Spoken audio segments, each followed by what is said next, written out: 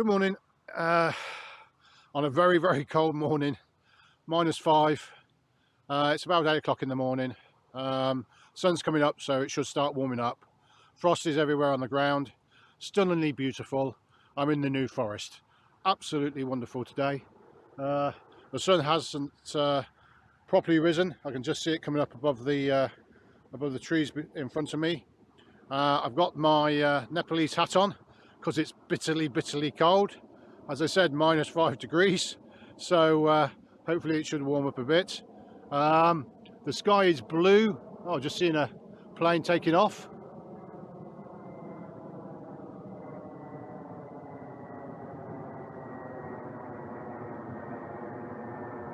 Obviously from Southampton Airport, I would have thought. But yeah, absolutely lovely day. I'm going to do about a 8.5 mile walk, so it should take me around about 4 hours, 3.5, 4 hours maximum really. But let's go and see what we can find. Oh, stunning day, absolutely beautiful.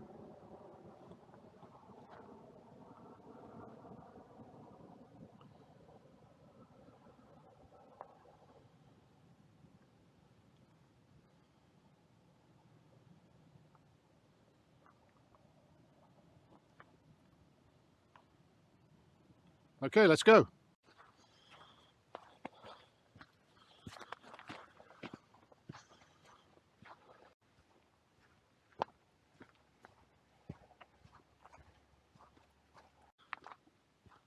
Okay, so of course the forest was established by William the Conqueror around about 1076, 1079, I believe, AD, between them times.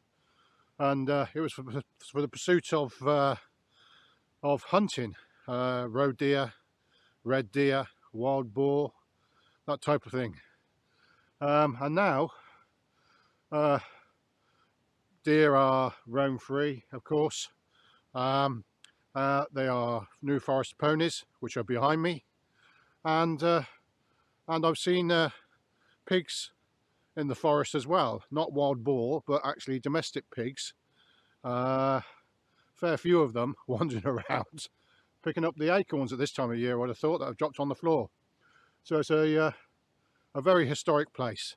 And I think William II was actually killed in the New Forest, but I'll have to read up a bit more about that and try and tell you more about that later on in the trip. But have a look at the ponies behind me.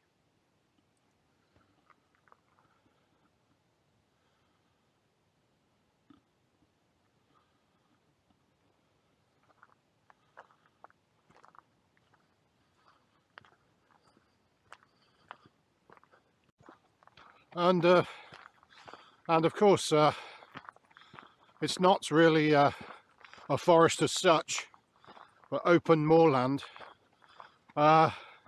and beautiful patches of deciduous trees. When I say patches, I mean pretty big woods, and that's what makes this place unique. It's close to the coastline, the soil is all nice and sandy, and you get some rare species of lizards here as well. So it's a really beautiful place to come and walk. I expect sometimes a year, like everywhere in the UK now, it gets a little bit busy, but excuse me, yeah, so it gets a little bit busy, and I suppose this country is now the 12th most populated country in the world, so places like this are few and far between now. We have national parks, of course, but they have easy access to get to, which is good for everybody, I suppose. Everybody's entitled to access them, but it does mean trying to find isolation is pretty difficult in this country, unless you go to far northwest of Scotland, I suppose, where you can probably find a little bit of isolation.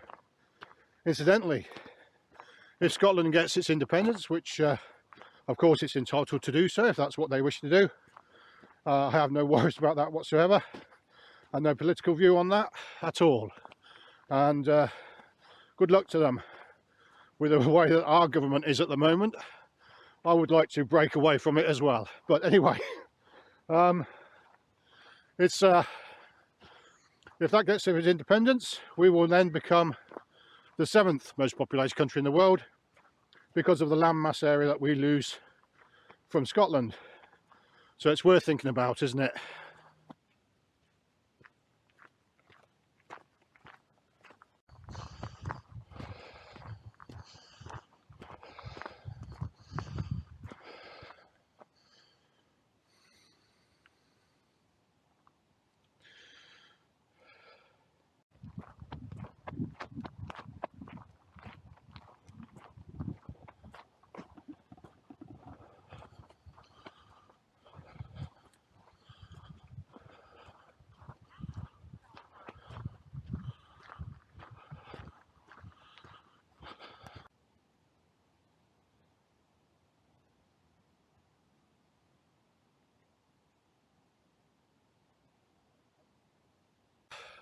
Nice to see there's some berries on the holly still. About 50% of our native bird life actually dies over the winter, especially on these cold snaps, you know, when it's really, really cold, the frost is there. Also, all the young fledglings of this last spring, about 50% of them die off, plus the older birds, of course. So having the berries on the holly is vital for them. Although it's coming up to Christmas, and of course I take holly with berries on and decorate my house with it. So, but there's plenty for the birds, I'm sure. I'm I won't be taking any from these in this national park, of course. I do it from a reputable place, so I have permission to do it. So, just to let you know, 50% of birds of our native species die over the winter. Amazing, really, amazing figures.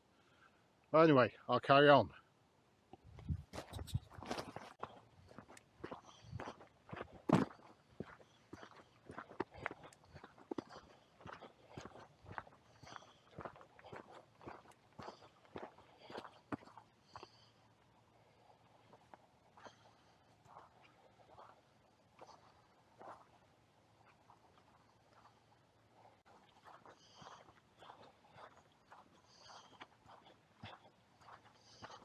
Hello, mate. You look like you've got something on your head there.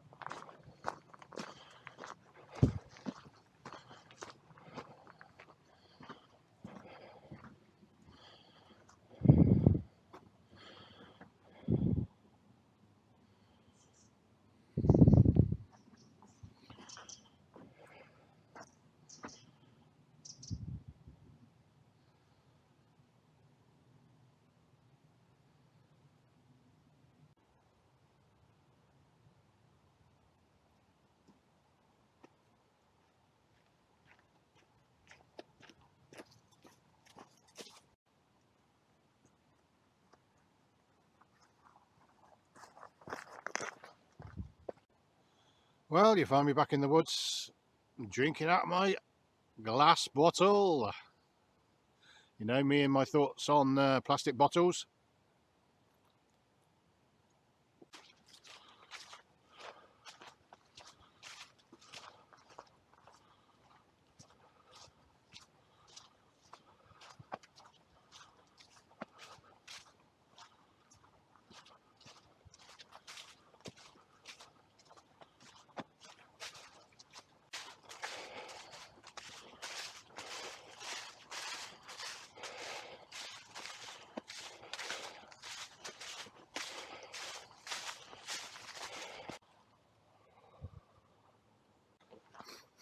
Okay, well, it's got to the point where it goes from this to this.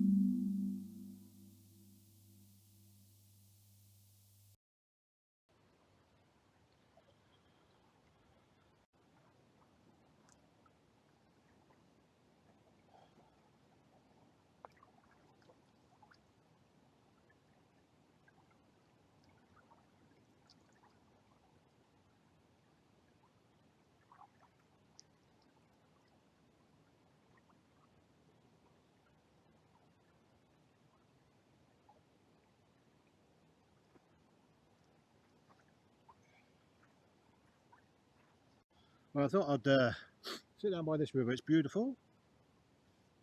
Hat off. Yeah, hat's got back on again. I had to take the hat off again though, because it's starting to get warm again here now. But when I was going through the forests sections, they were getting a bit cold, so I put the hat back on. But it's off again now, and it'll be off for a little while. According to Komoot, I've done 4.5 miles, and I've got about 2.2 miles to go. So time for a break, I think. Time for something to eat. And in my paper, not plastic, you know what I think about plastic, in my paper bag, I have one of the biggest pasties I've seen for a long time. Beautiful. So I'm going to sit here and eat my pasty and enjoy. So whilst I'm eating my pasty, I think I'll let you guys know why there's such a big crust on the pasty, which I expect most of you know anyway.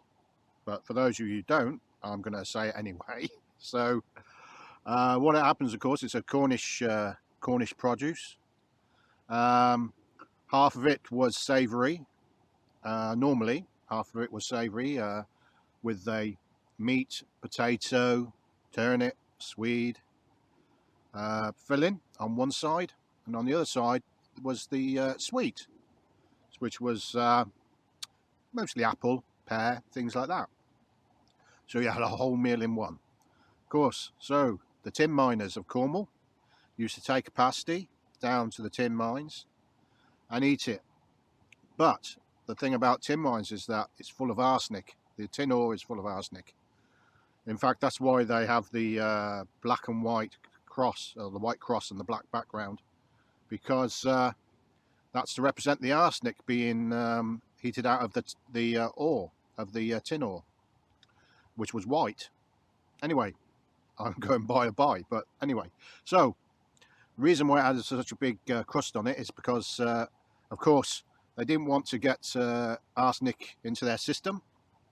So they used to hold on to the crust, eat the pasty, and then throw the crust away. And that's the reason why it has such a thick crust. Stop tin miners getting poisoned with arsenic.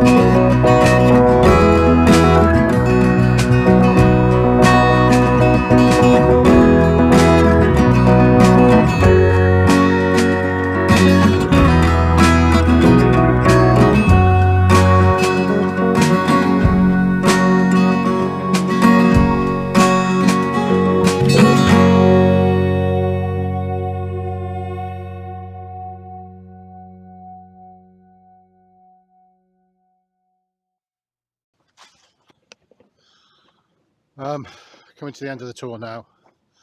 I'm only about 500 yards away from the end. It's a lovely loop. I'll try and put it up on Komoot. As I say, I am still trying to edit things properly and find my way on the editing tools, but hopefully I'll get there in the end. It's around about, let's have a look at the time. It's around about 11:45 now, so the frost is disappearing. The sun is right up in the sky. It's not as not as blue sky as it was this morning. Clouds are coming in. They're expecting snow this week, but I'll be surprised if there's a lot. The temperature's still too warm to have a heavy snowstorm, I think. But anyway, it's been lovely, and I hope you enjoy it. If you enjoy it, give us a thumbs up. That's much appreciated, and please subscribe. I'm not here for thumbs up or subscriptions, but it does help, and if you want to comment, make a comment, and I'll try and get back to you as soon as I can. Sometimes it takes a week or two, so I do apologise about that, but I will get back to you. As I say, I hope you enjoy my walks and my bike rides, and hopefully they will get better. Right, back to civilization as we know it, or unfortunately as we know it. Have a good time. Take care, guys.